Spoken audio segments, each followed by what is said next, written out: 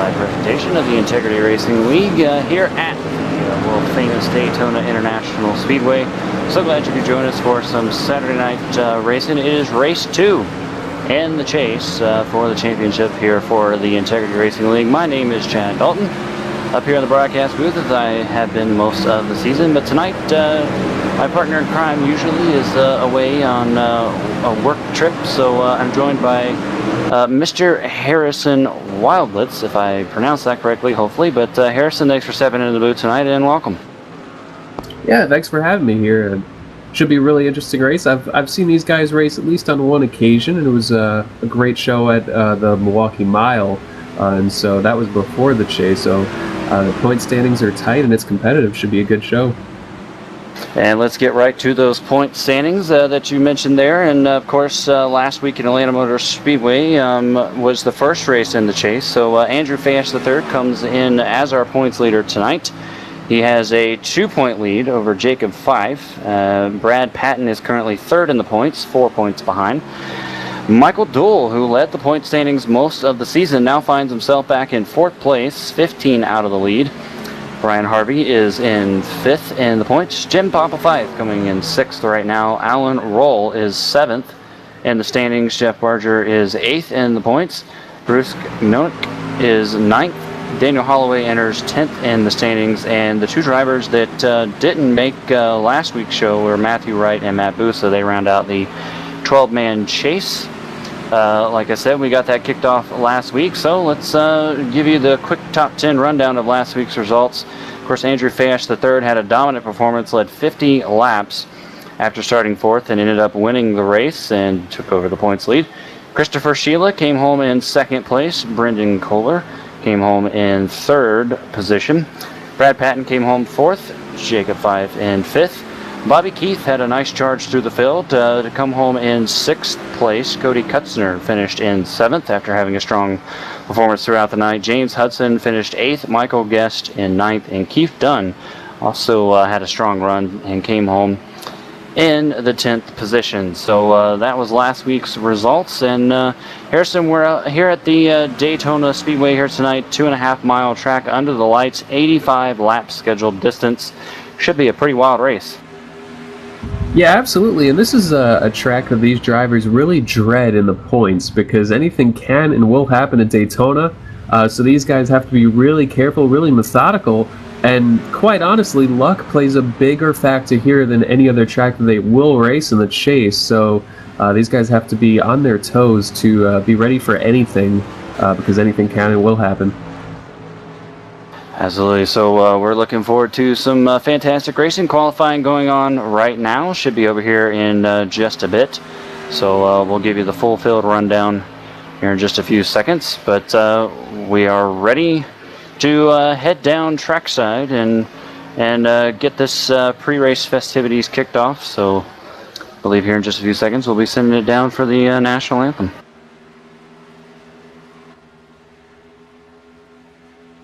Yeah.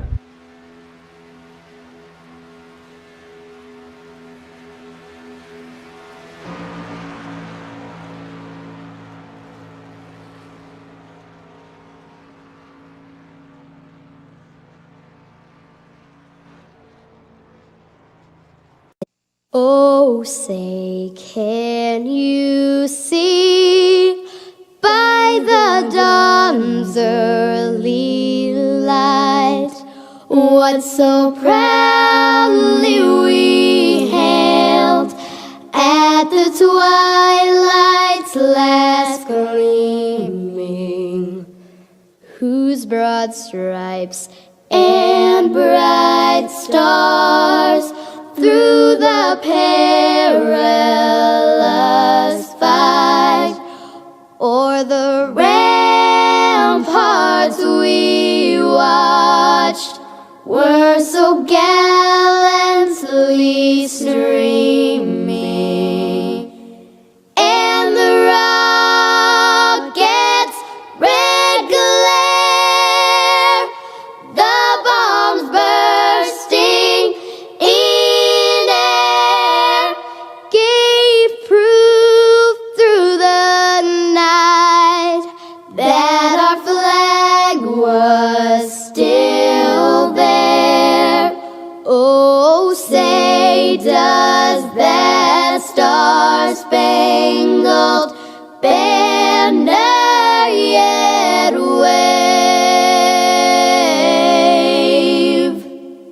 o'er the land of the free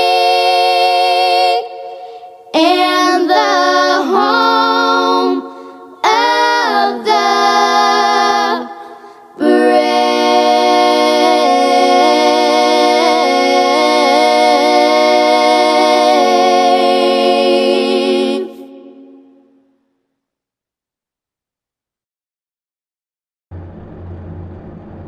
And now let's meet tonight's drivers who will make up this field here at Daytona. Winning the pole at a speed or a qualifying time of 48.65 is going to be the number 34 machine of Matt Busa. Starting to his outside is the number 7 of Brendan Kohler. In row number 2, we've got the 6 truck of Bobby Keith. Alongside of him, the 16 Matt Bontempi. Rolling off in roll 3 is going to be the 88 of Michael Dole. To his outside, current Rookie of the Year points leader is Brad Patton. Starting 7th will be the 15 of Michael Stroll, and alongside of him, the 13 of Matthew Wright. Daniel Holloway going to take the 26 machine from the 9th starting position. To his outside, the 44 of James Hickson. Starting 11th will be the number 3 of Patrick Davis, and alongside of him, the 94, Alan Roll. The number 17 of Chris Freeman will start 13th tonight. Thomas Ridgway going to bring that number 10 truck starting from the 14th position. Starting 15th will be the number 69 of Bruce Koenig, and alongside of him, the 36 of Jacob Fife. Robert Cook driving the number 64 truck tonight, going to start 17th. To his outside, the 38 of James Morris. In row number 10, we've got our points leader starting 19th, Andrew Fiash. Alongside of him, James Hudson. Jeff Barger in the number 31 machine, going to roll off 21st tonight. Keith Dunn going to drive his number 35 truck from the 22nd starting position. Starting 23rd will be Nick Stoller, and alongside of him in the 12, Michael Gingerella. And starting shotgun on the field, rolling off 25th tonight is the number 27 of Jeffrey Gingerella. So that is your 25-man field here tonight. And Harrison, we're getting ready to go some high-speed chasing here for 85 laps here tonight under the lights. Should be a dandy, as we were talking about there earlier. Going to be interesting to keep an eye on our points battles throughout the evening. Last week at Atlanta, some of the chasers didn't get off to too good of a start and had some bad nights. Tonight, of course, like you were talking about earlier, very difficult track to get through. It's one of the tracks that a lot of people hate when it comes to points racing because anything can and does happen. So we'll have to keep an eye on most of our chase field as the field heads off into 3 here. Yeah, and something to keep in mind, our points leader, Andrew Fiash, who's starting 19th, I assumed that he was possibly starting from the back intentionally, that he wanted to maybe take it easy.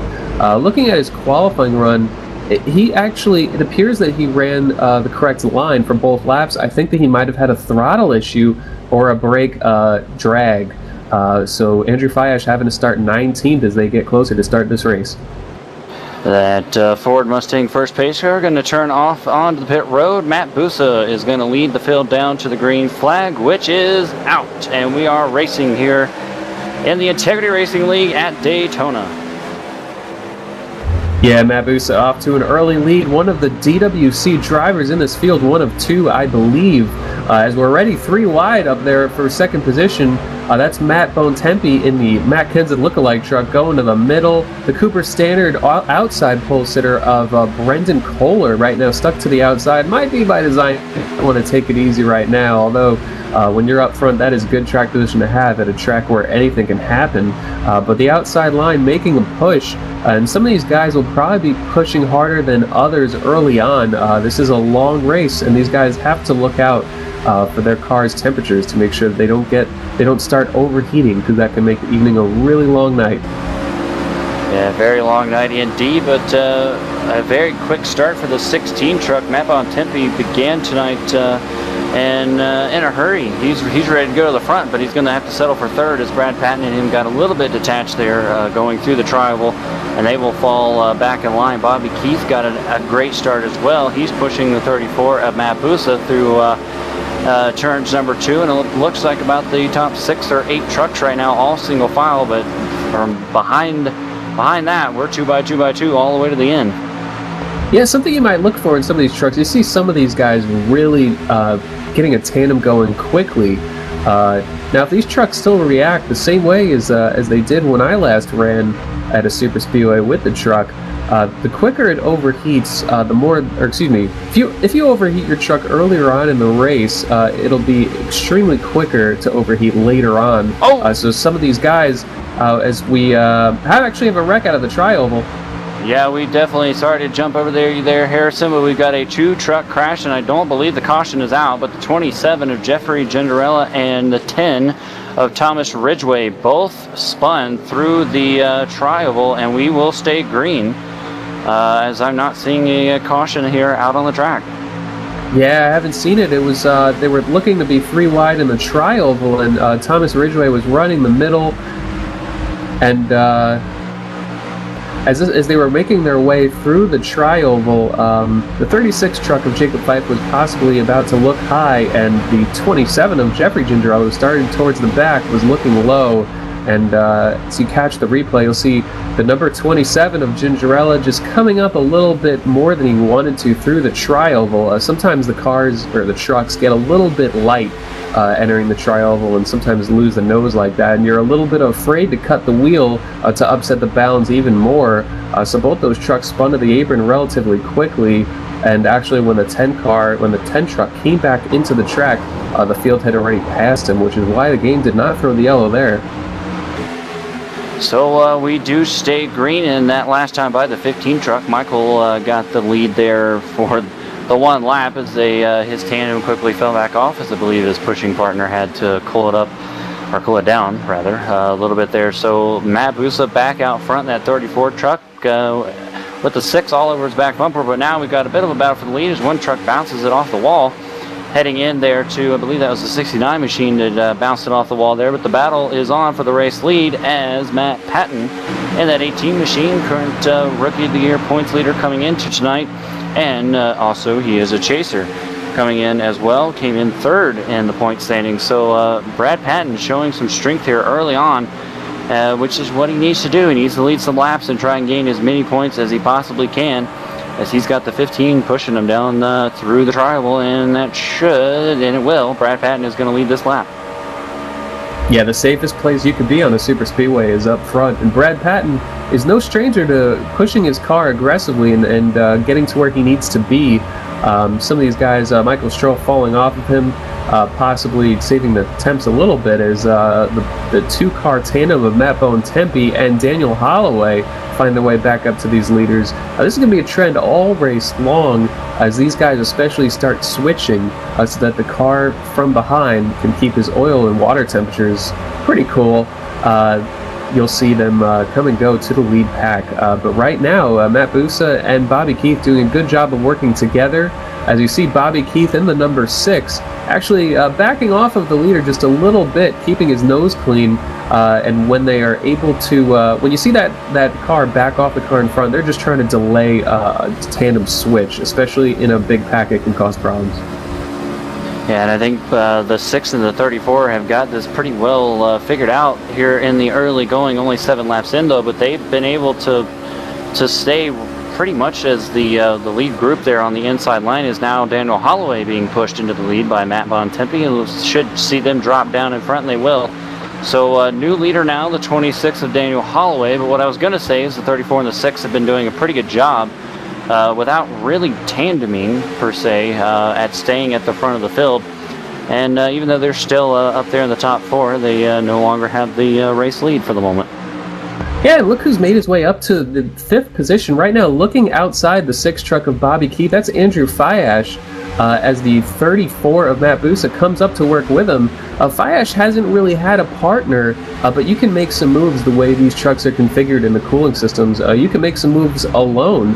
So Fiash came through the field with, I believe, James Hickson working with him.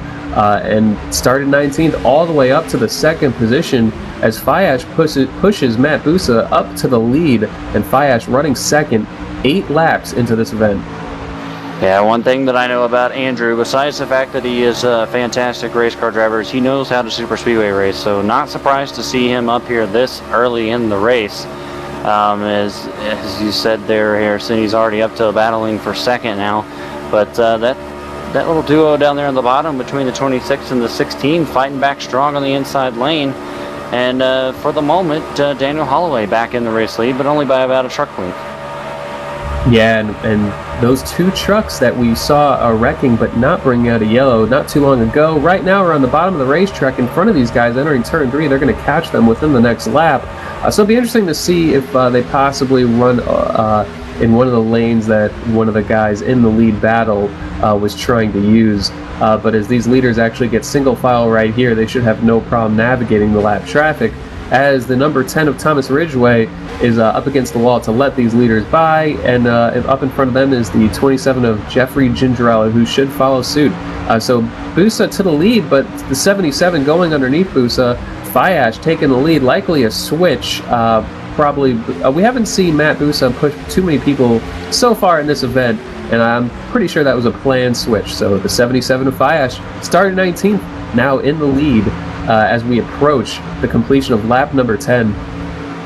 Yeah, and the 26 now, Daniel Holloway, doing a switch with his partner there in the 16 of Matt Bontempi, and that was a pretty smooth switch there. They didn't lose a ton of time to our current race leaders, so I'm liking the looks of what I'm seeing so far with the 16 and 26 duo. They've done a pretty good job here in the early going of with their switching. And they got a little bit disconnected there, but they're doing a pretty good job here of racing with the 34 and the 77, who, just to note there, Harrison, I did see these two, the 77 and the 34, working together in practice, so I'm not surprised to see them hooked up here in the early going either.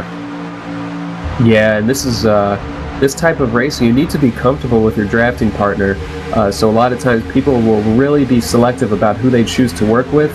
And if you get caught without a partner, a lot of times you can work with somebody or almost force them into working with you if you're on their bumper, and you can push them away from whoever you're with. But it's one of those things where you need to be comfortable with who you're working with, and that pays off dividends. And Fayash and Busa are actually the 2 DWC drivers in the field, so it makes sense that they would work together. They probably know each other and know how each other race pretty well.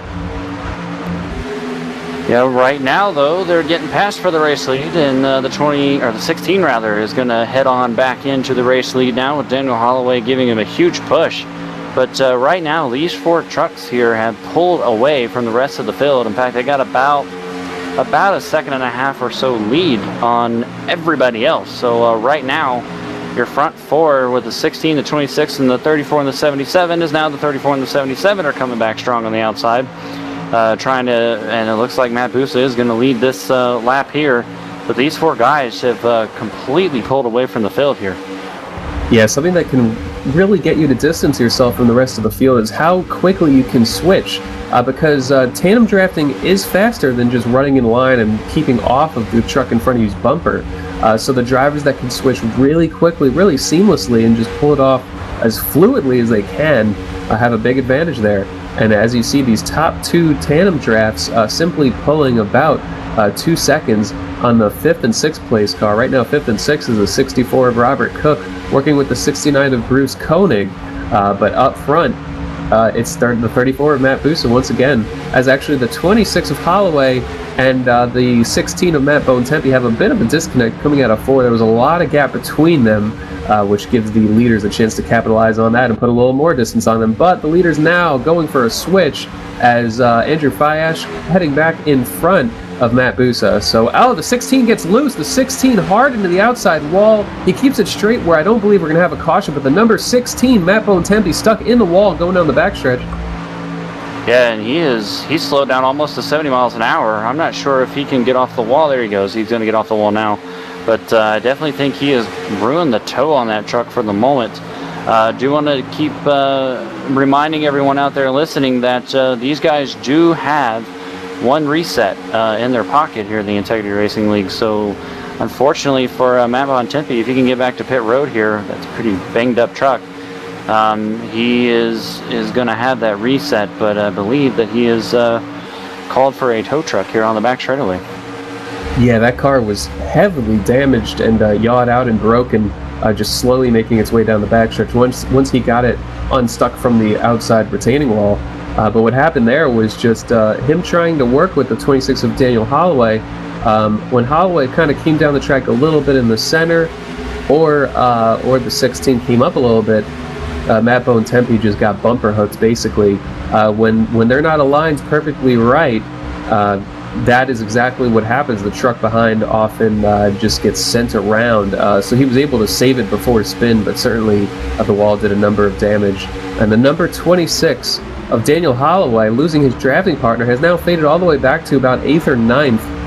As the front two, way ahead of the pack, switch again. Matt Busa back to the lead, but this second pack that the 26 is pretty much getting trained by right now, now well behind the leaders, approximately 2.5 seconds to the third place truck. It's all Fayash and Busa out front, and Holloway does not have anyone to work with right now. Couple of trucks, as we're getting a report now that Matt Bontempi has retired from the race. That truck apparently had too much damage and they decided not to fix it, so the 16 truck is already out of the race here in the early going. But a couple of trucks that I've been keeping my eye on here, Harrison, is of course the 36 of Jacob Fife and the 88 of Michael Duell. Michael Duell had a good qualifying effort, started up in 5th, but Jacob Fife did not, started back in 16th. But I think Michael Duell fell back here at the beginning of the race, picked up his teammate, and now these two have been slowly and surely making their way back up through the field, and right now they find themselves riding 9th and 10th, respectively. So I don't think they're really trying to force the issue and make too many daring moves to get up there, and I know that they know it's still very early on in tonight's race, only laps, getting ready to start lap 18.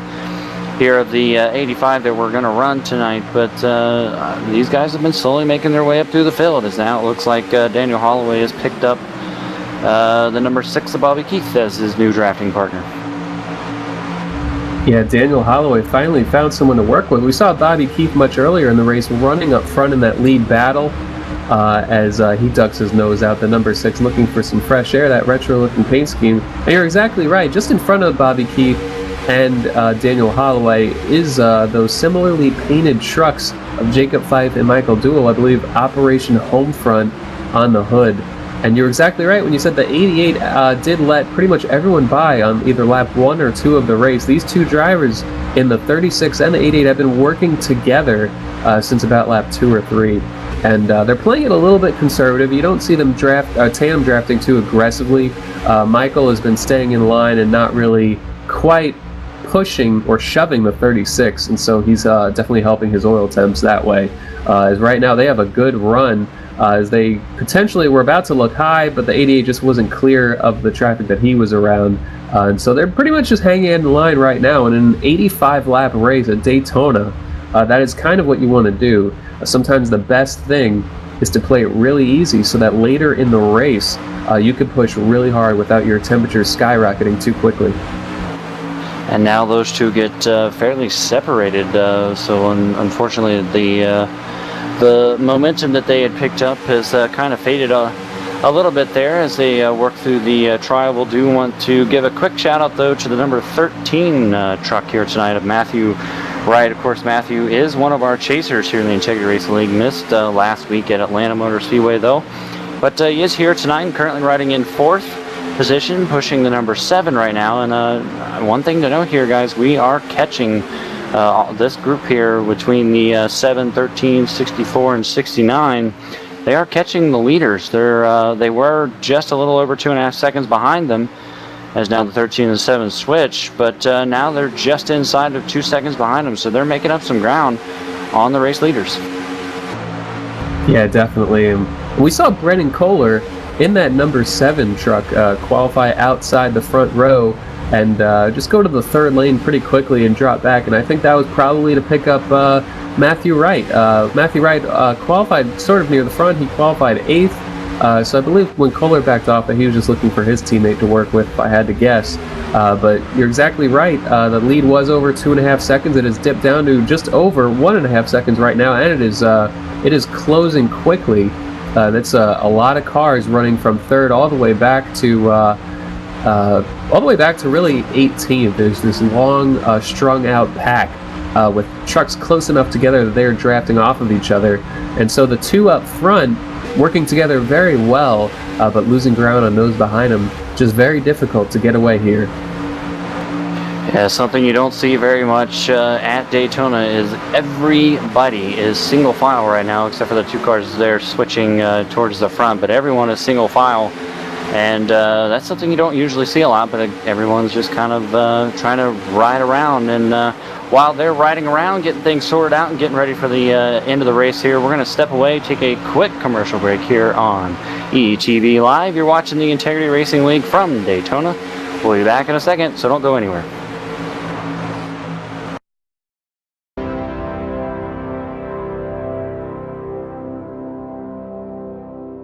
Race fans, it's time for those most famous words in motorsports. Drivers, start your engines!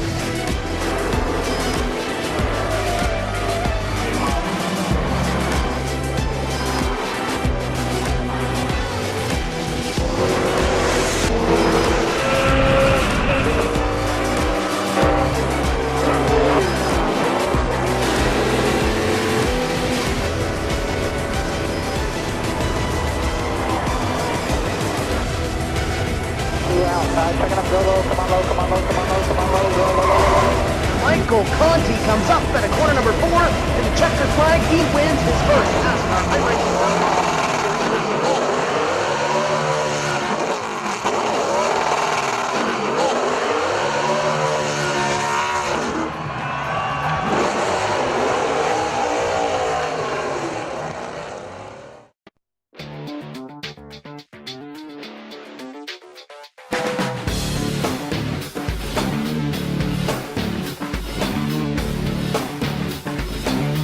Inside SimRacing.tv, the fastest show on the internet. Sim racing news and reviews since 2007, with new shows every week.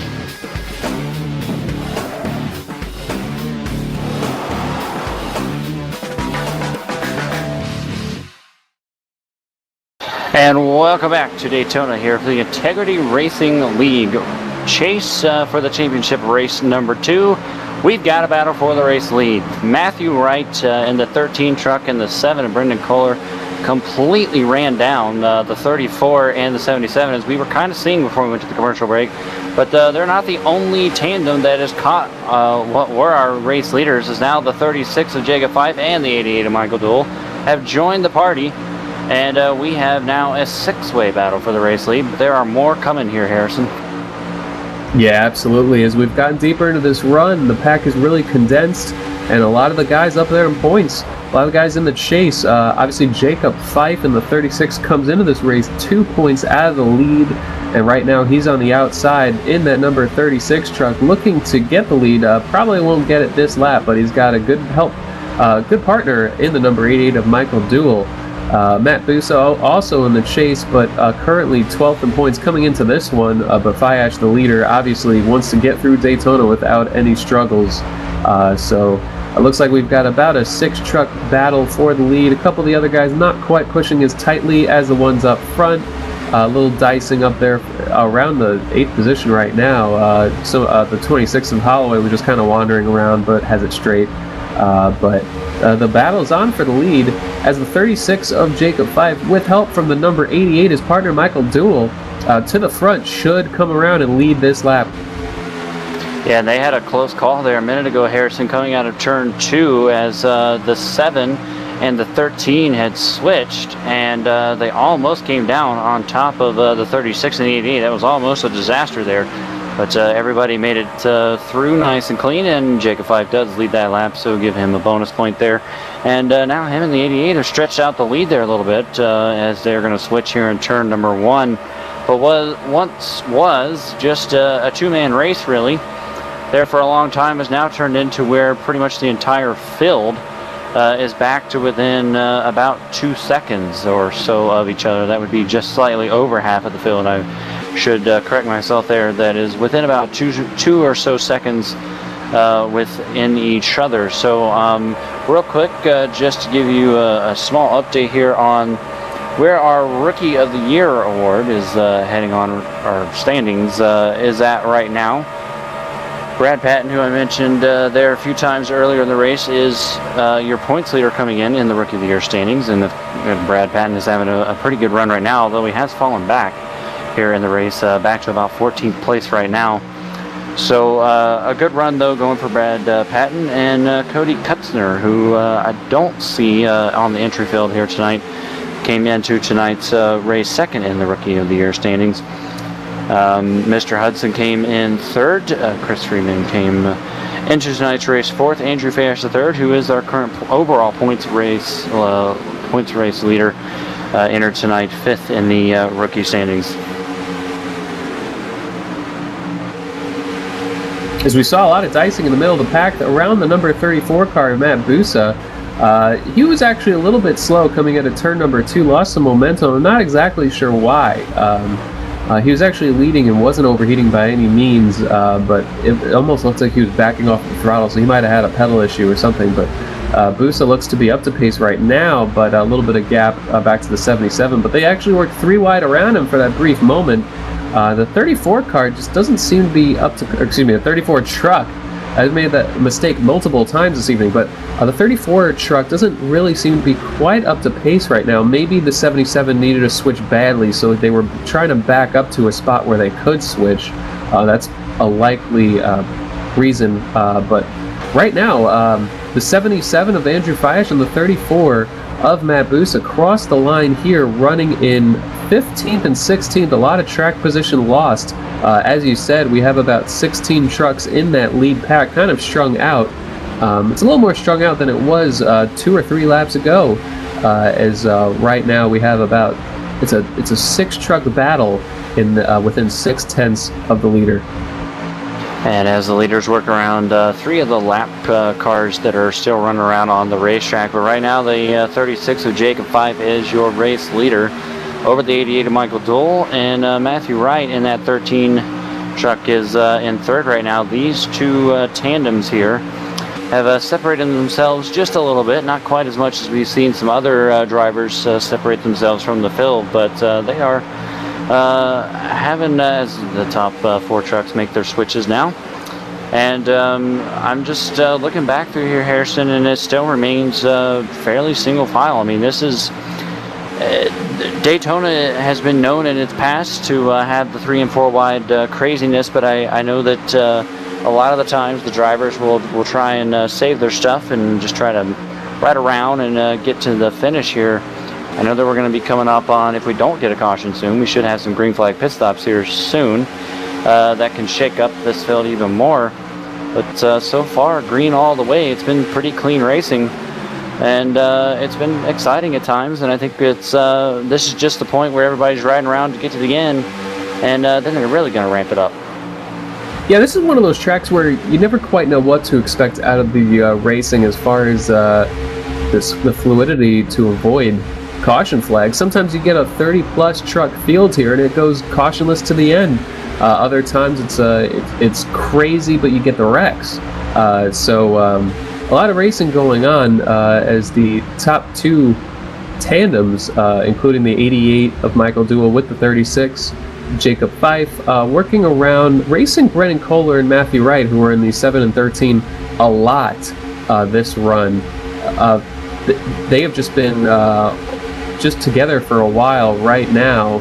As we look back to the number 18 truck of Brad Patton, trying to work his way through traffic. That's the 31 of Jeff Barger behind him. And Barger just kind of loses the push on the back bumper of the 18 of Patton, so they lose some of that momentum coming through 1 and 2. But moments ago they were running about 14th and 15th, have made their way up to 9th and 10th as of right now, and they really look like they're trying to make a push forward to get to that lead pack. Yeah, as like I had mentioned there earlier, Brad Patton had slipped back a little bit, so definitely making that charge now up through the field and going to be racing for the lead here. I would imagine any minute. Speaking of racing for the lead, though, the 64 of Robert Cook with some help from the 69 truck, they are making a charge here on the outside line, battle for third as they go around the 88 of Michael Dole and the 36 of Jacob Fife. At least they're attempting to go around them as they come off turn 2, but these two are now starting to show they've been having a good day thus far with their tandem, and it looks like they're going to be taking the race lead here before too long as they're making a charge down the back straightaway. Yeah, and as you say that, they go for the quick switch, try to get that done as quickly as possible. Robert Cook and Bruce Koenig, I believe this is the highest that they have run in the running order all race, and right now running 3rd and 4th, looking to have a shot at get some bonus points. As you mentioned, green flag pit stops. I believe a few trucks coming to pit road right now, including Brad Patton and the 31 of Jeff Barger. Barger gets really loose on entry, but these drivers, this is a 2 pit stop race. As Barger, I kind of lose my train of thought for a moment as he gets really loose entering his pit stall, but this is a 2 pit stop race. Should we go green to the end, the second pit stop will be probably a real quick gas and go. They won't be on pit road for too long. Obviously, tires not really a factor here at all. Just something that you get if you were to spin out, or if you are sitting on pit road for long enough for a lot of fuel. But these drivers mostly doing gas and go, don't really see any tire changes, trying to just stay as short as possible on pit road. But 35 laps, and we see our first pit stops. Yeah, Brad Patton actually slid through his pit stall there a moment ago, Harrison, but doesn't look like it's going to cost him too much as he reacted very quickly. But of course, you got to come to a complete stop in that pit box or you'll get a penalty. So slid through it just a little bit, had to back it up, but looks like he's going to be okay. So now that green flag pit stops have officially begun, we should see some more leaders entering here in the next lap or two, I would imagine, as the 13 and the 7 are switching out front. And let's have to get an eye here, see if anyone comes down this time. Doesn't look like anyone's going to pit, so battle for the race lead now between the 13, the 7, the 69, and the 64, as Bruce and Robert have the preferred lane, I would imagine, going down here in the bottom. Yeah, Bruce Koenig and Robert Cook looking to lead their first laps of the race. I don't believe they've led any laps as of yet. But the 13 of Matthew Wright working with Brendan Kohler, the Cooper Standard, that blue truck to the outside. They've been a group that's worked very well together. But surely 40 laps into this race, Robert Cook and Bruce Koenig showing, hey, we can participate in this battle for the lead as well. Certainly to go 40 laps green and to be up there racing for the lead shows that you know what you're doing as far as these switches and these tandem drafts. So right there, lap lead for Bruce Koenig to the front. I believe it's his first lap lead of the race, as a few trucks in front of them leaving the pits, but to get up to speed already, and I don't believe they'll be catching them, but we should see them coming to pit road pretty shortly. And the number 6 of Bobby Keith might have lost a lot of ground because we saw the number 6 of Bobby Keith right now has no drafting partner. He's completely alone on the track. As a couple of guys drafting are about to catch him. But Bobby Keith came to pit road alone. No one went with him, and so that can really hurt his chances right now. Yeah, I was just going to mention that there, Harrison. It's unfortunate that he came alone. It's a couple more leaders now, the 13, Matthew Wright, and the 7, Brendan Kohler, coming down pit road. They get a load down pretty successfully, it looks like. So these two were running 3rd and 4th, I believe, at the time that they entered pit road. So we'll should just see gas and go here from these two drivers and back out on the racetrack. And like you were saying, though, Bobby Keith came down all alone, and that hurts you. You want to try and make sure, if at all possible, that you can pit with a partner in a situation here at Daytona, because if you don't have somebody to draft with, you're going to lose a ton of time. So 13 is down and away on his stop, and so is the 7. So it looks like both of these drivers with successful pit stops, and they'll return to the track. Yeah, and they've been working together well on the track and working together well off of pit road.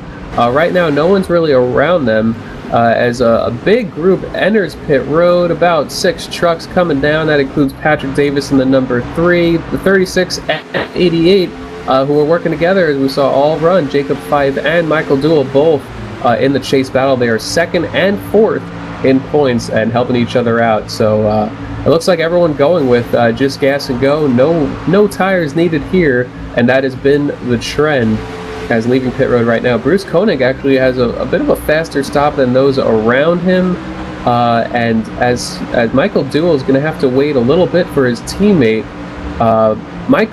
Robert Cook, not too far behind the guy he was working with, Bruce Koenig, but actually Robert Cook a little bit slow through the gears exiting pit road, as the 36 of Jacob Fife right now behind the 69 of Bruce Koenig, but as Jacob Fife pushes Bruce to his teammate, and that's Michael Duell, who got off of pit road pretty quickly. You have to imagine the 36 is going to leave the 69 out to dry and go back to his teammate. Boy, Robert Cook, though, is the big loser, so to speak, out of all of this. He is way behind our leaders here, and of course his partner right before that was the 69. And the 69 just now coming out of turn 4, heading down the front straightaway. The 64 is way back there still in turns 3 and 4. So Robert Cook definitely did not get in or out of pit road, whichever one it was, as well as his drafting partners. Now the 36 and the 88 hook up, and they are going to fly by the 69. So the 69 here, Harrison, Bruce, not going to have a partner at least for a few minutes, as there's another truck back here that he might be able to hook up with, but now I'm hearing that we've got the 34, Matt Busa, on pit road, along with the 77 of Andrew Fayesh III. And actually, Robert Cook had to come back to pit road. He did a lazy speed on exit. He was speeding, exiting pit road, had to come back in and serve a 15-second penalty. And so Robert Cook back on pit road, as you just mentioned. Matt Busa exiting pit road right now, looking for his teammate. He actually has to wait up for Andrew Fayesh. Fayesh having to spend a little more time on pit road. Just did not. I don't think he entered quite as quickly. Fayesh does not want to speed on pit road, especially if this race goes green to the end. If you have a drafting partner, which he does, you can try to make up any ground you lose. So Fayesh a little bit conservative on entry, but now the 77 is back on the 34 of Matt Busa. We'll have to see where they slide into the running order right here. Actually, as we go back and watch Andrew Fayesh's pit stop, he didn't take tires at all, and it was a fairly decent pit stop, but these guys are actually quite a ways behind the 13 of Matthew Wright and Brendan Kohler, who I believe are still yet to make, I'm sorry, I believe they... yeah, they did pit there a few laps ago, but one of the things that I'm kind of thinking here, Harrison, is that maybe one of the reasons why the 77 and the 34 both dropped way back through the field there, as we saw earlier. They went from basically leading to around 15th or 16th position. I wonder if they started saving fuel, trying to maybe stretch this into only a one-stop race. I don't know how that's going to work, but they pitted way later than everyone else. In fact, they may have pitted about lap 42 or so, so that may, in their heads, they might be thinking they might be able to make it from that point on. Yeah, looking back at it, because they certainly lost a lot of time right there, as a bunch of cars. I'm sorry, I was looking at the wrong battle on the track, but we're really strung out right now. It'll be interesting to see that strategy. I'll have to go back and look at what they were doing during their pit stops and laps surrounding it. They lost a lot of ground there, more than I would expect. Right now being shown about 40 seconds behind the leader, who already did pit. At that point, I almost thought if I was missing something, and wow, they were so far behind, I'll have to go back and look at it. But up front, we have about 8 trucks within the lead battle, controlling the pace of the race right now. They're in front on the bottom, working together very well. And while you were talking there just a minute, I took the liberty of grabbing the old calculator and trying to punch up this number. I went back and looked, and the 34 Matt Busa, 77 Andrew Fayesh III did pit on lap 42, basically 43, as they crossed the line in the middle there. And that would put them, if they can go that same distance, right on the edge. Of course, this is an 85 lap race. That would mean that they could go basically 84 laps, so that would be very, very, very close. But I'm just curious to see if that's what they're trying to do, or if they just really lost a lot of time as they're about to go a lap down here, as our race leaders are coming up hard on the outside here in just a couple of seconds.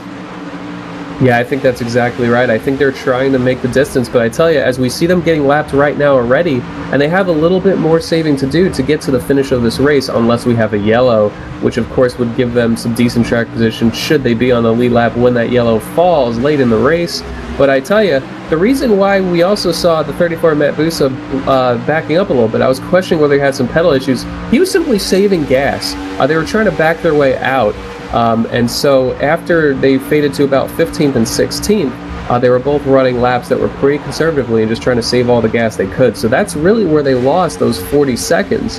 Now they have the draft of the leaders to help them.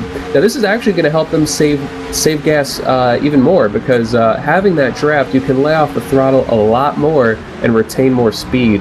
So it'll be really interesting to see if this works out.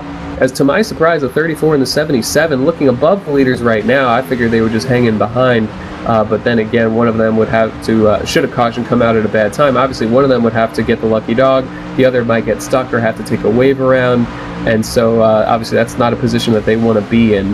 But just fuel saving mode right here, trying to get to the end, and right now they're gonna need those leaders to need to spend more than 40 seconds on pit road, which might be asking a little bit too much. Yeah, I think they might be trying here to make up a little bit of that time by taking back over the lead of the pack here, so to speak, and trying to maybe get away from these guys that are currently the leaders, as now the 7 truck goes back into the race lead. But now him and the 13, Matthew Wright, going to switch, and so now the 13 truck will go back to the race lead. But right now it's basically an 8-man race, as there are 8 drivers in right at a second of each other, and then everyone else from 9th on back to about 16th is anywhere from between 13 and 34 seconds back. And then of course you've got Matt Busa and Andrew Fash III, who are barely surviving on the tail end of the lead lap here. As you can see, the leaders all over the back of them right now, as it looks like they're going to lap down here again, as the tandem of Michael Duell and Jacob Fife is going to go back around on the outside. So this is if that is truly what they're trying to do, is make it from here all the way to the checkered flag without pitting again, this is going to be very interesting to see how it works out, especially if we stay green, because this would be pretty miraculous in my opinion. But we'll have to wait and see. Yeah, to my calculations, the guys leading the pack right now, when if you look at the 36 of Fife working with Duell and the 88, when they come to pit road, they're probably going to need to put in, somewhere around 5 or 6 gallons in their trucks. And so they're not going to be stopped in their stall for very long. So I honestly think the 77 and the 34, who are running in front of the leaders right now, are at a little bit of a disadvantage because I simply don't think that they're going to make up 48 seconds, 47 seconds, or excuse me, these trucks are running a little bit faster than I thought. They would need to, the 88 and the 36 basically need to not give up about 45 seconds to retain the lead. And with only a pit stop that'll only be a couple of seconds, it's going to be cutting it close. Andrew Fayash in the 77 and Matt Busa in the 34, it's a risk that they want to take, but it might not work out for them. However, if this does go green till the end, they will get a lot of spots out of it. We see, honestly, the farther you go in these super speedway races, it just really branches out. We see that 8-truck battle, but behind them, very spread out. Yeah, and also a thing to note, Andrew Fayash III coming into tonight's race as the points leader. So if this doesn't work, that's going to hurt him pretty bad in the points, because right now he's riding in 15th, and if everything stays kind of the way that it is right now, most of the people that are chasing him are going to have good, solid points nights. So it's a bit of a risk here, but we'll have to see how it holds out. As thus far, it looks like they can do it, but we'll have to keep an eye on it and see what happens. But right now, The race lead has changed a lot here in the last couple laps, and right now we've basically got virtually 4 lap cars that are mixed in with the leaders. It's officially 2, as the 34 and the 77 are just on the tail end there, but right now looks like Jacob Fife is going to sneak back into the lead, and that should bring, of course, his teammates in the 88 right along with him. It actually, as Jacob Fife gets to the lead, I want to take a quick look. Give some kudos to the 53 of James Hudson, who led the previous lap, who right now is running behind his teammate. That's the 00 of Nick Stoller. So the 00 and the 53 working together very well.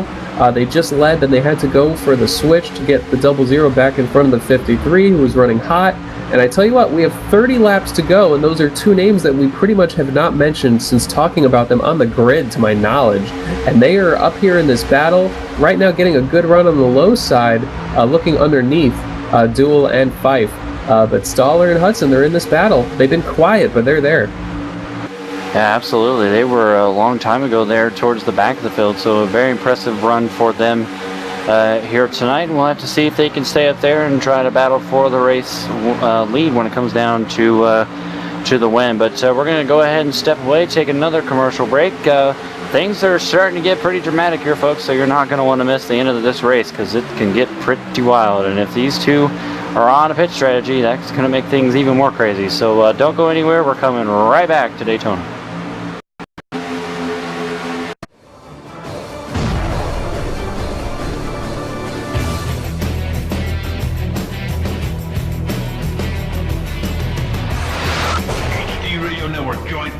Plus other listeners where you could hear everything from big 80s metal to classic rock and roll, country radio, ETV Live Sports Radio, even adult and unplugged rock and roll. HDRadioNetwork.com, one of the fastest growing internet radio networks, HDRadioNetwork.com. Take it with you, cowboy. Get the mobile app for Android, iPhone, iPad, and all the rest from TuneIn.com.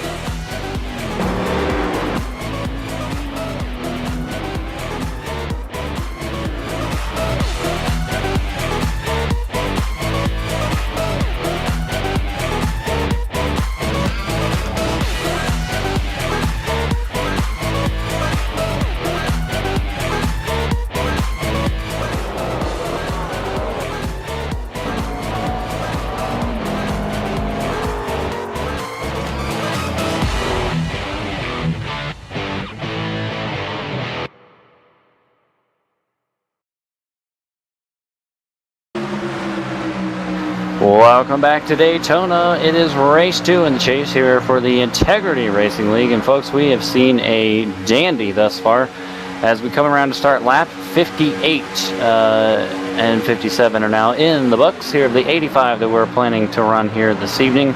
We're pretty much spread out all over the racetrack after those green flag pit stops not too long ago, if you were watching there earlier with us. But right now, things up front have not settled down at all. But Michael Joel and Jacob Fife were the race leaders last time, and now that's going to change as they go here off into turn number 3. We're going to put the 53 of James Hudson and his playing partner, the number 00 of Nick Stoller, back into the race lead. Those guys are going to take it over here to come around and lead the lap here, but still keeping an eye there on the 34 Matt Busa and the 77 of Andrew Fash III, who on the standings and the current running order have moved up to 13th and 14th, but they seem to be playing a bit of a strategy that is much different from anyone else's. And as we've been talking there for the last little bit of the broadcast, we're just kind of curious and very interested to see if this is going to work or not for those two. So right now it is a six-man battle at the front, and 7th place, which is currently Daniel Holloway, who doesn't seem to have a drafting partner. At least that is currently, he's all alone out there in the number 26 of Daniel Holloway. Not around anybody on the track. Not quite sure how that happened, but he is the 7th place driver right now. But Harrison, he is 25 seconds behind the top 6 drivers right now. Yeah, that is a brutal feeling. And actually, I just went back to look at what happened, and Daniel Holloway had met up with Bobby Keith. We saw Bobby Keith make his green flag pit stop and was unable to hit with a drafting partner. So Bobby Keith was pushing the 26 of Holloway, and then what happened was on lap 58 of this race, which was about 2 laps ago, Bobby Keith was pushing and actually lost his motor, exiting or in the middle of 1 and 2, I believe. So Bobby Keith lost an engine, and the 26 of Daniel Holloway lost a partner. Now Holloway in the 26, I believe, is being greeted. Actually, he comes down pit road to make his green flag pit stop. For a second there, looking at the timing sheet, I thought that he was running. He had actually been caught by the pack behind him. But Daniel Holloway getting his pit stop over with right now and hoping that maybe he can merge and work with somebody. So not a bad move. But he will be 1 lap down as of right this second. But the beauty of super speedway races when they go green is multiple strategies and driver input becomes a bigger thing. You got to be on your game during pit stops. You got to be on your game with tandem drafting. It just puts it into it puts it more into the driver's hands. I think we've got a wreck somewhere on the racetrack. Yeah, actually there, Harrison, I think they saved it as the 10 car. I'm hearing of Thomas Ridgway really about went for a ride there on the front straightaway, as it looks like he was being lapped by some of the guys that aren't necessarily in the race lead, but that are towards the back of the field. The 27 truck got into the 10, and then the 10 came back down the track and got into the 27, and both trucks went into the outside wall, but both continue to move it on. So we're going to fire up the replay there for you and let you guys see what happened, but that was a very scary moment. But both drivers saved it, and everything continues on, and we are green. You know, very ironically, it was the 27 who slid up into the 10 in the trioval early on in this race, where we had a near caution. It stayed green for that incident, and now while someone looking at this crash the near crash, might look at this and say, it looks a little fishy, what actually happened was the 27 trying to push his partner, Michael Gingerella. We had Jeffrey Gingerella in the 27 pushing Michael, and Jeffrey actually basically, you call it bumper hooked off of his teammate there, and it just, you lose the nose of the truck, it just pushes you up the track, and the 27 got pushed back into the car that he made contact with earlier. So Ridgway and Gingerella simply have magnets on their trucks, but a really, really good job by those drivers to save it and prevent a caution from coming out again. I tell you, the 10 truck was closer to a big wreck there than the 27, but the 27 was hard into the wall, and the wall pretty much saved him. But good job by both drivers to avoid a wreck right there. Yeah, absolutely. Good point there, Harrison. With both of those drivers being involved in that deal earlier in the race, which of course did bring out a caution. They weren't as fortunate then, as they did spin, but they were away from any oncoming traffic. So back up front, though, the 7 machine, Brendan Kohler, and the 13, Matthew Wright, pulled a little away from the other trucks that they are racing for position. Of course, 34 and the 77 as they switch here in turns 3 and 4.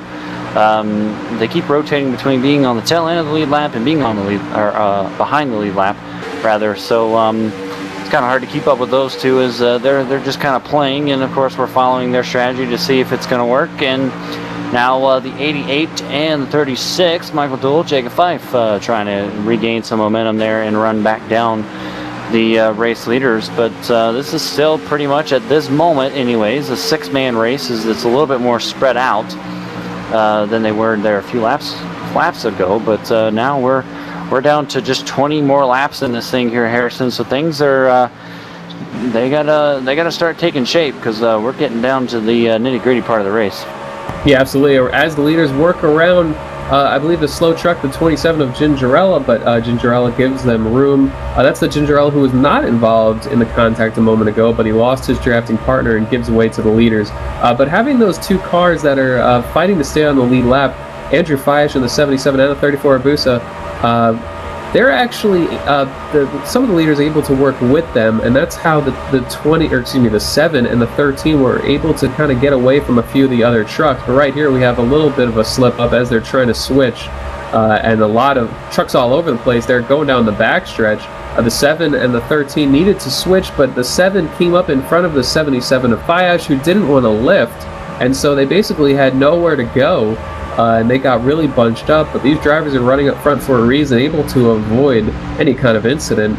Just the 7 and the 13 losing some time there, and they're going to have to switch shortly again, so this may hurt them quite a bit. And the 00 getting pushed by the 53 of Hudson, right now hanging right with them in 5th and 6th, and they're looking to capitalize. Next time around, I believe we're only going to have 17 to go, 17 to go next time around. So this race is winding down. We've gone cautionless, and we might go caution-free right till the end. That we very may well, but I'm telling you, the 34 and the 77 have been using this draft, I think, because they're not really as fast or faster, per se, as the lead groups that they're running in. Of course, right now they're being shown ahead of all of these leaders on track, but their lap times have been a little bit slower there throughout the last several laps than our race leaders. And so again, I think they're still just making sure that they can save enough fuel to try and make it here to the end. I would believe that any leaders that are going to be pitting anytime soon would probably be doing that very soon, just to get it over with. Because obviously now, if you go ahead and make your pit stop now, we are at that point in the race where you can definitely make it from here on out, provided you put in enough fuel, which I would imagine everyone would do. So wouldn't be surprised to see some of our leaders on pit road here in the next several laps. I don't know that I would want to wait too late to pit if I'm going to have to, as I would like to just get out of the way and try to settle things on the racetrack. So right now, all 6 of our race leaders are single file, and they're not really pushing each other right now. The 7 and the 13 are the closest tandem, as I think they're going to start pushing back here in turn number 1.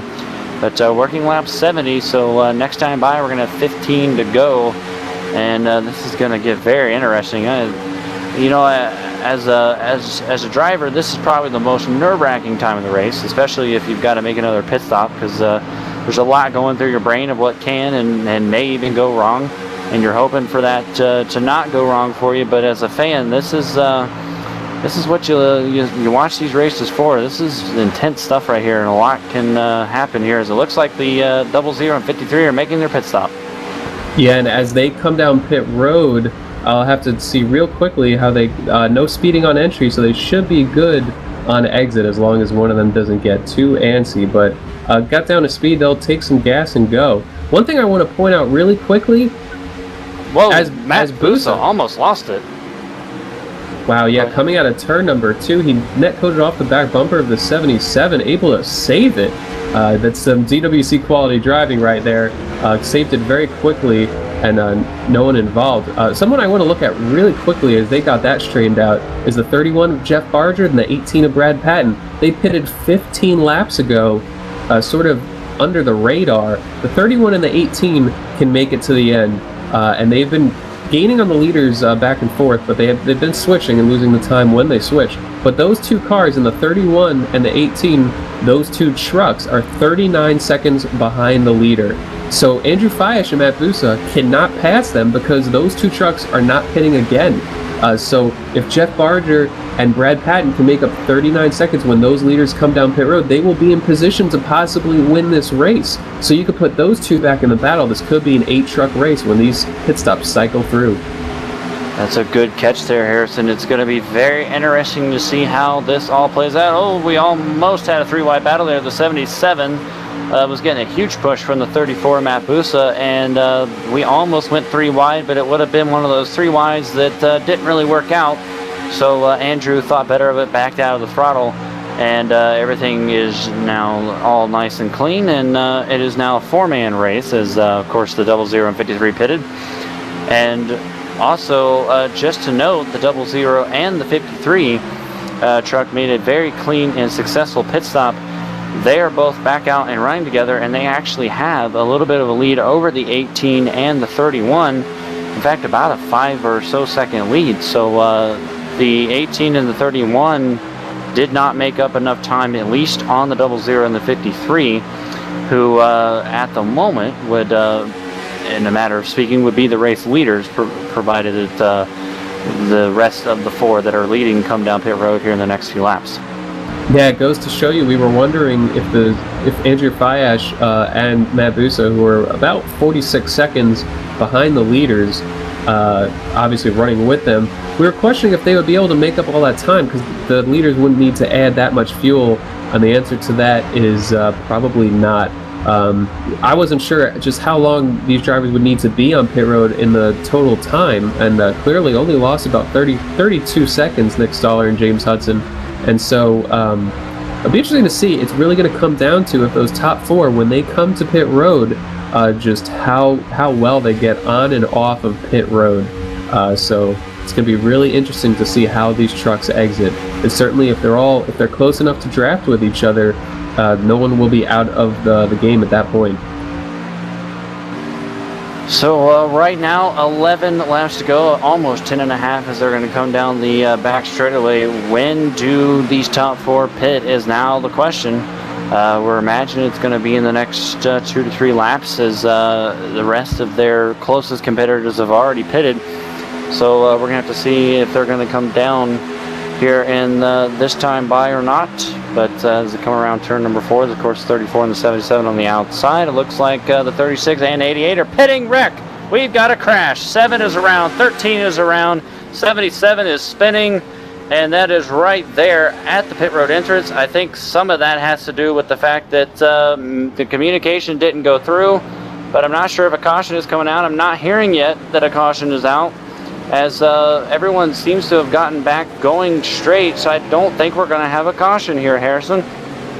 Yeah, that's a really rough break. The 88 came on the radio, said that he was pitting with the 36 of Jacob Fife. However, what caught these drivers off guard is the 88 of Duel hit the brakes while still on the track.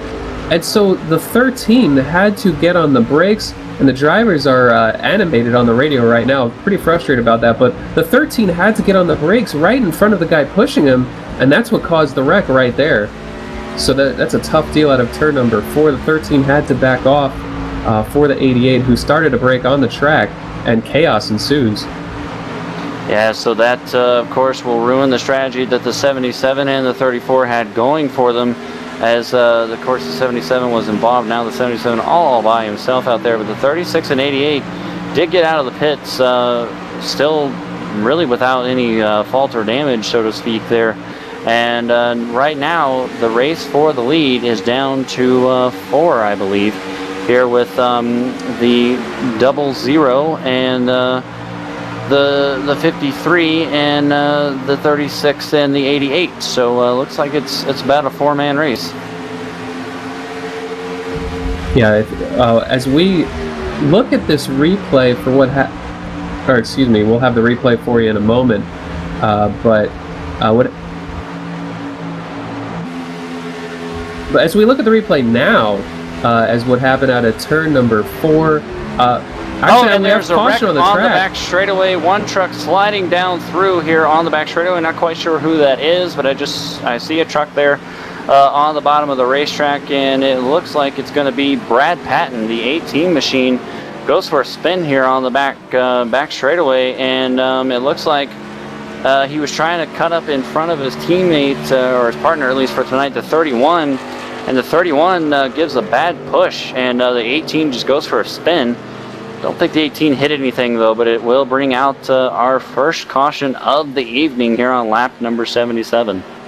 And that changes everything. That gets these drivers closer to the action. Anyone in the top 12 can legitimately win this race now. And what I just was going to point out, if we caught a second of that replay before, was simply that when Jacob Fife went to pit road, he went on the apron before hitting the brakes. His teammate, the 88 Duel, did not, and that's why people are angry right now. But caution changes everything at this moment. Yeah, lap 78 here, the 85 lap race, first caution on the night. So right now, the 88 of Michael Jewell is the race leader. Jacob Fife is going to be second. The 53 of James Hudson is going to be third. His drafting partner most of the night, the 00 Nick Stoller. These two having a very solid run. They're third and fourth, and before the caution, they were the only two that really had a shot at the 88 and 36. But now, of course, with the caution, that changes everything. So that's going to bring in, like you said there a minute ago, Harrison, basically the entire top 12 now with an opportunity to get the W, provided that we stay green to the end, because, of course, we will end under caution if a caution comes out from in the last 2 or 3 or 4 laps.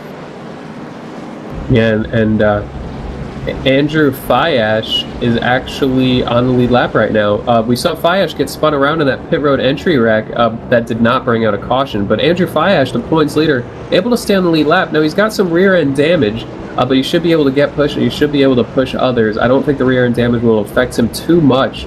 And the 34 of Busa, his truck looks pretty clean. I actually don't see any damage on it on the right side, the front, or the back. Could not see his left side, but I think we'll see Busa and Fiash hook up. They'll be restarting somewhere around anywhere from somewhere around 8th through 12th in that area, and certainly anyone in that front pack can win this race. It's going to be a quick restart, but yeah, remember though, Harrison, these guys do have one reset that they can use. So if the 77 hadn't used it at any point before, he can use it now, certainly. So should be interesting. But we're going to take a quick commercial break. Come back for the finish of the race. So don't go anywhere. You're watching the Integrity Racing League here on ETV Live.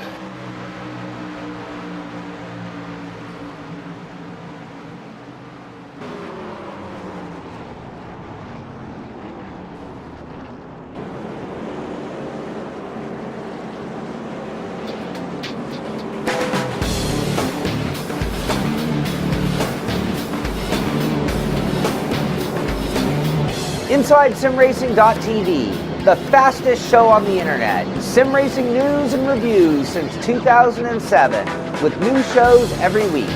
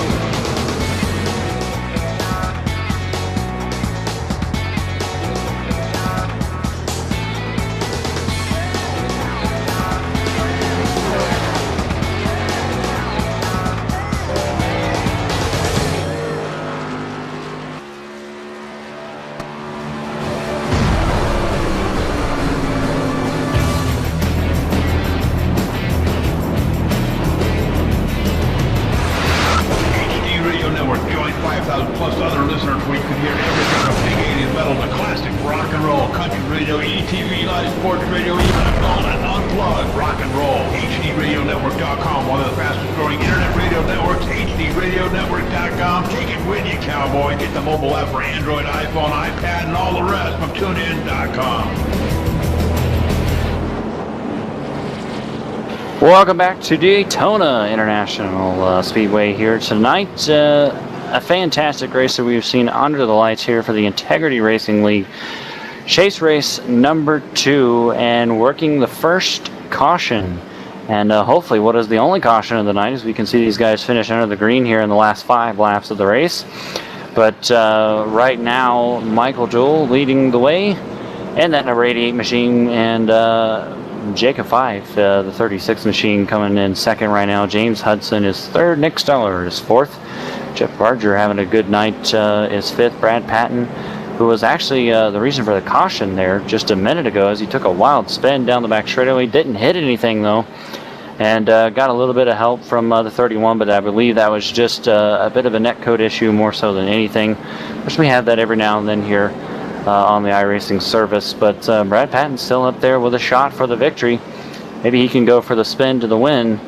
And Matthew Wright right now in 7th. Patrick Davis is in 8th. Chris Freeman is in 9th. Matt Busa rounding out the top 10. And Andrew Fayash, the 3rd, is back in 12th. So right now, that would mean that, and as we've seen most of the night, the 34 and the 77 have been working together. They're going to be in the same lane together here on the restart on the outside with the way that the lineup is for the restart here. Just want to note as well, the 44 of James Hickson was the lucky dog here on this caution, as the field doubles up behind the pace car. And Michael Dewell going to choose the inside lane, looks like, here for the restart. So Harrison, buckle in, buddy, because we've got a 4-lap shootout for the win. Yeah, this is truly anybody's race in the top 12. We've had a long, cautionless race up to this point, and now things are about to get crazy. So Andrew Fayash won't have to go far to push his teammate, as he pointed out. He is right there. I'm sorry, I think there's actually 13 on the lead lap, not 12, with James Hickson getting that lucky dog. So there are 13 with a chance at the win pretty much in this race. But another thing I want to point out, Brad Patton, who was the reason for the cautions, you mentioned him running 6th.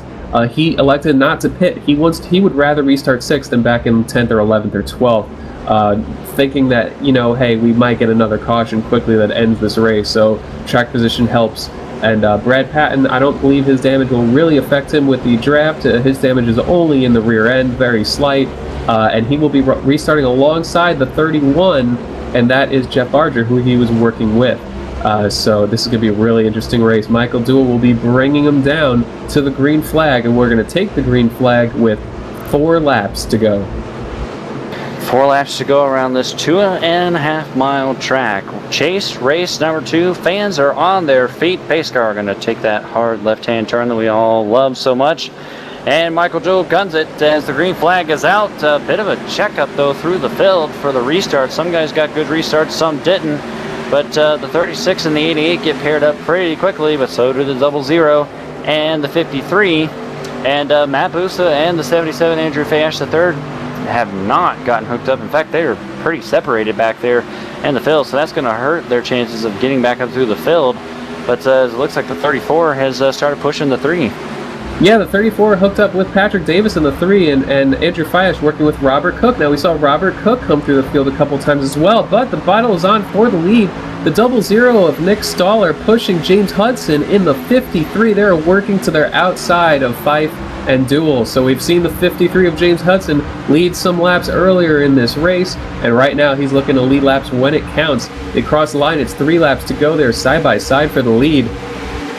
Guy without a partner that is probably not on the screen anymore is that 13 of Matthew Wright. He is all alone and falling back quickly as Brad Patton, the 18, almost wanted to take it 3 wide up the middle there, but instead he backed out of it a little bit. Probably a smart move, but he's going to lose his partner, though. The 31 backing up in a hurry. I'm not sure if Brad Patton realizes it, but he's all alone. But here comes the 3 and the 34. They're going to jump to the outside, sort of. Yep, there they go. There goes the 34 with the 3.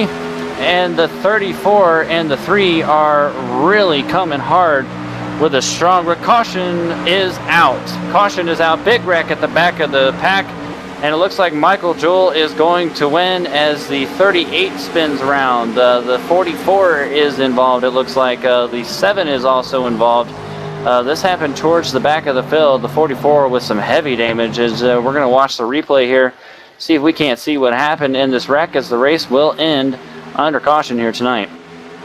Yeah, Bruce Koenig was running in the 16th position, 1 lap down, and they were checking up on the bottom in the 69 for, excuse me, I got a little distracted, but the 69 Bruce Koenig saw an opportunity to go in the middle. He had no drafting partner because they were checking up on the bottom, so Bruce went for it in the middle, and the gap just sort of closed up on him in the middle of 3 and 4. The car in the bottom, turn 3, the car in the bottom gave him enough room, but Bruce getting into the side of the 94 and that was the McDonald's machine of Alan Roll, who was running in about 15th position. So Alan Roll goes around, and a couple other trucks involved, including the 38, I believe the 7 of Brennan Kohler, also involved heavy contact with the inside wall, and the race is over.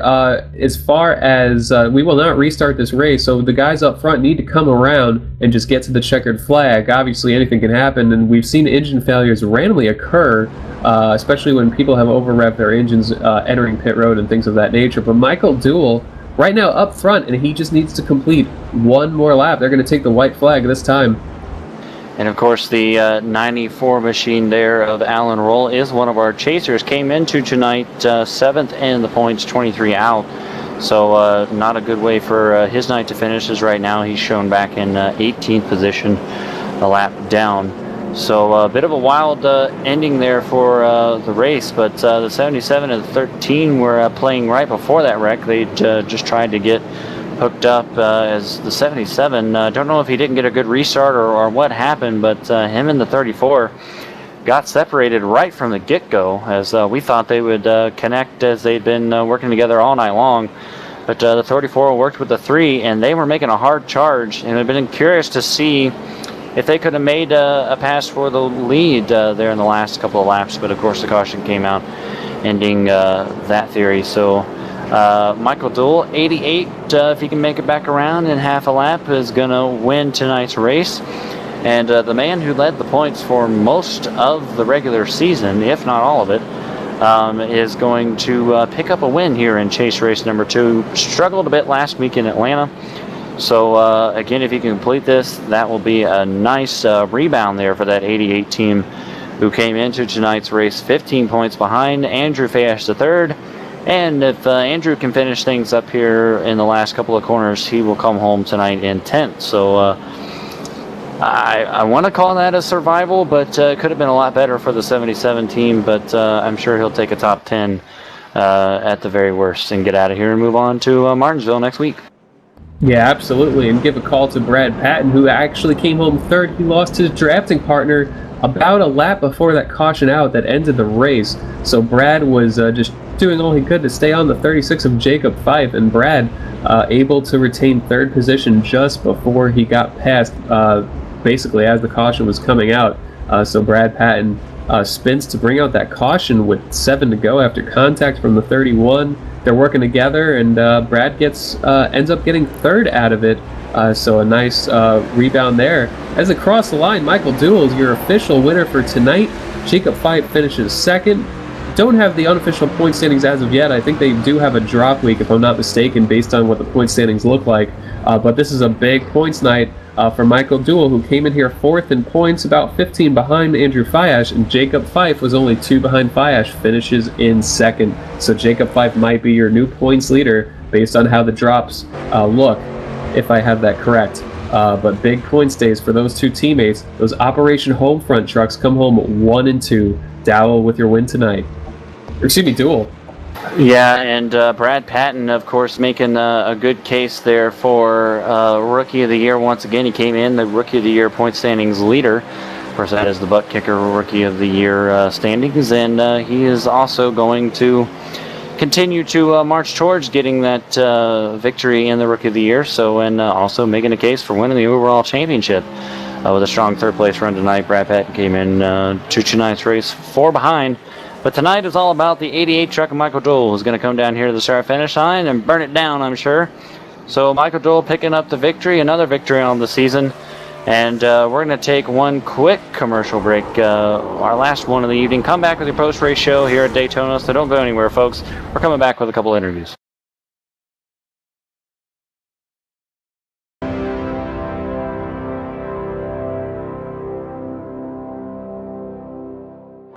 It's time for those most famous words in motorsports. Travis, start your engine!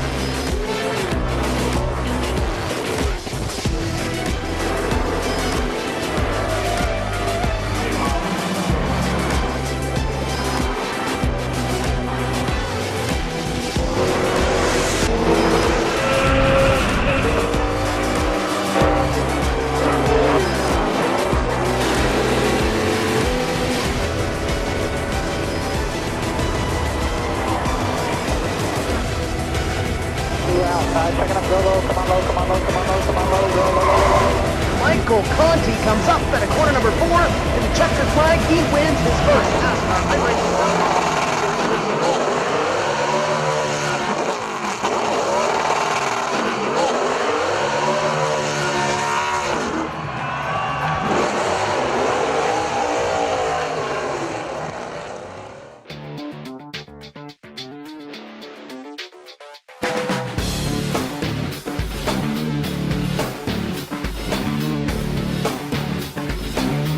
InsideSimRacing.tv, the fastest show on the internet. Sim racing news and reviews since 2007, with new shows every week.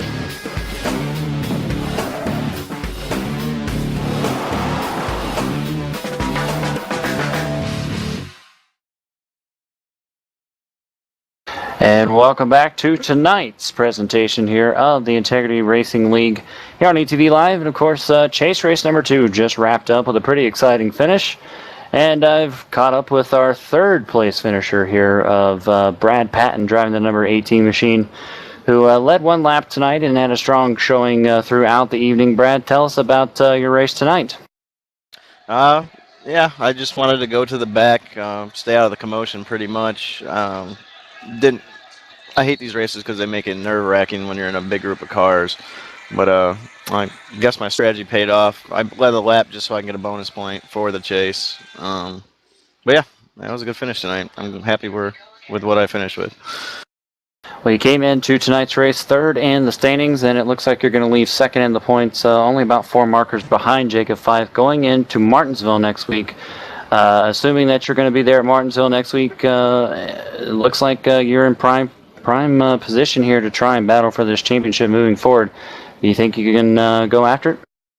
I'm definitely going to go after it. You got to have a little bit of luck on your side when you get into these kind of races. Martinsville is going to be another crapshoot. I think you're going to have your trucks that are running up front, then you got your chase contenders that are going to be battling with each other, and then just I don't know. It's going to be. I think it's going to be a good racing, but bad racing at the same time. But yeah, I can't wait. Alrighty, well, Brad, real quickly, let us know who makes it happen for that 18 truck out there. I got to thank Bud Light. It's the beer choice of everybody in America, should be anyways. Got to thank IRL, best league around. Say it every time I'm on here. Thank you guys for, running this broadcast. Pro Powder and Paint for sponsoring the series. Butt Kicker for the Rookie of the Year series and that. And last thing I want to say is go Buckeyes. Alrighty, well, there you have it from your third place finisher, Brad Patton, bringing home that 18 truck tonight, and moves up a spot in the championship standings. And now I believe Harrison is caught up with our second place man here on the evening, and that would be Jacob Fife. Yeah, and I do have to say I like that neon Bud Light logo on the hood of Brad Patton's truck. But I'm here with tonight's second place finisher and new points leader, Jacob Fife, with a great run this evening, able to get himself the points lead. Worked together with Michael Duell from the start of the race, right from lap 1 or 2. They worked together, and you come home with a really strong event tonight, or strong finish tonight, excuse me. Yeah, thank you, Harrison. Yeah, it was a great race. We were able to execute on the plan we had between Duell and myself, and just able to make the right moves at the right time. We definitely had some intense battles coming to the end there between earlier in the race between I think it was Brendan Kohler and Matthew Wright at one point for those last set of pit stops, and then at the end between a few guys actually with that last restart. I think it was Davis, Patton. Busa was coming up there, Hudson, that was another group. So, I mean, we just really was able to execute the plan we had laid out prior to the race, and it worked out for us. And looking ahead to this chase, we've got 7 races left, and the schedule is very unique. Compared to the NASCAR Sprint Cup Series chase, we've got, of course, a few tracks that the Sprint Cup Series races at, including during the chase, including Dover, Martinsville, and Homestead, but you've also got Stafford thrown in there. You've got Darlington, Iowa, Michigan. Are there any races that you're really looking forward to? Well, yeah, for me personally, there's a couple. I'm usually somewhat better at the short tracks. I won at Martinsville earlier this year, so I'm obviously looking forward to that. But I mean, the point of the schedule, especially in the chase, is to challenge everybody in each different facet of racing here, and I think the schedule does that pretty well. So I'm really looking forward to each race individually. There's going to be stiff competition, but personally speaking, I guess the short tracks would be my better forte, so to speak. That's a good sign. Better at the short tracks, but a second place finish tonight. Great points night, and who would you like to thank? Yeah, first of all, I'd like to thank everybody for coming out tonight and supporting our league here at Integrity. We had a great race tonight. Only a couple cautions between about 25 drivers or so. It's pretty good. I'd like to thank ETV for coming out and broadcasting tonight. I'm sure y'all did a great job. And I'd like to thank my teammate, obviously. I'm glad we worked together well and was able to help him get the win and me get the points lead, at least for now anyway. So once again, just like to thank everybody for coming out and helping make this league what it is. Yeah, that's Jacob Fife, tonight's second place finisher, and I believe Chad has caught up with the winner of tonight's event. That I have. The 88 machine, Michael Dole, had a bit of a struggle last week in Atlanta, but made up for it with a decent finish, but came into tonight 15 points out of the points lead. But he picks up some more points and is only about 9 out of the lead now. So, Michael, congratulations first and foremost on the win. And let's just give you back your mojo to try and make a run for this title. Yeah, thanks, Chad. It was a good race, man. That's what our team needed. We needed to get up there and show them that we can contend with Fayesh and Fife and Patton, all the front runners there. That was a good race. The plan was really just to fall back there. Jacob kind of had a really bad qualifying, so we just fell back the back there, picked him up, and just started picking them off, and found ourselves fighting up there for top 4 spot. And the way it worked out with the last pit stop there, we kind of went in before everybody else, and caution worked our way, and really glad we got a win and got our teammate the points lead. Yeah, going back to that last green flag pit stop that you guys had to make a near miss there with the wreck that you guys managed to stay ahead of, but that was a very scary moment. But you made it through and, of course, walked away here with the victory, and you led the most laps on tonight's race. So congratulations once again on the win. And I'll ask you the same question there that we just heard Harrison ask Mr. Fife. Any tracks that you're looking forward to moving forward more so than any others? Yeah, they're not all bad tracks at the end here. I'm kind of looking forward to Michigan, Darlington. We don't run there too often, and then the finale. Martinsville is going to be my crapshoot. I'm not really the best there, so we'll see what happens there. But really, the mile and a half and the finale at Homestead should be some good races for me. And they should be some good races for us as well to watch here on ETV Live. But Michael, last question: who makes it happen for that number 88 team, putting them in victory lane tonight? Yeah, just want to thank everybody that came out tonight to the race. It was a good race, nice clean racing. Green flag racing is always good. A couple of cautions there at the end, but thanks to everybody for showing up. Thanks to Butt Kicker for sponsoring us for the chase here. You guys check out our website or theirs, thebuttkicker.com. Get a little discount on products if you want to purchase one of them. Look that up. And I want to thank my teammate Jacob Fife for pushing me up there for that win there. I couldn't have done it without a teammate tonight, and I'm glad it was him. All right, ladies and gentlemen, that is your race winner. Michael Dole, the number 88 machine, moves himself a little bit closer to the top of the standings here after the second chase race. Still remaining fourth, but is only 9 markers behind here after tonight, heading into next week at Martinsville. So, Mr. Harrison, it was fun to have you up here in the booth. Any final comments before we go off the air here? Man, I was glad to fill in here tonight, and it was a pretty interesting race. Sometimes you come here to the Daytona International Speedway. The races can be really wild and caution fest, and I tell you, we saw some wild racing, but it certainly was not a caution fest by any means. So varying strategies, you see the field get strung out, and the cream of the crop rise to the top, and it was some good racing up front. And Michael Dole, who was one of those drivers working with his teammate Jacob Fife, working together for most of the race, running up front in that lead battle, they end up being the top 2 trucks in this one. So it was a great race to watch.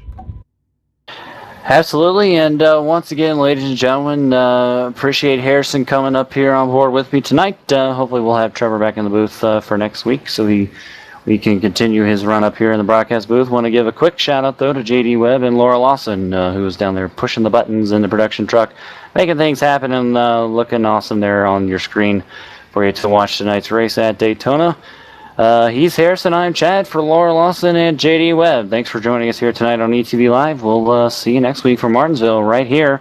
Same time, same place for the Integrity Racing League. So long, ladies and gentlemen, and congratulations to the 88 of Michael Dole.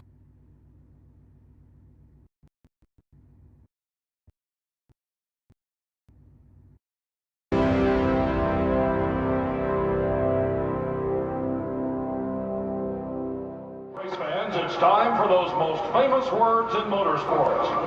Travis, start your engines!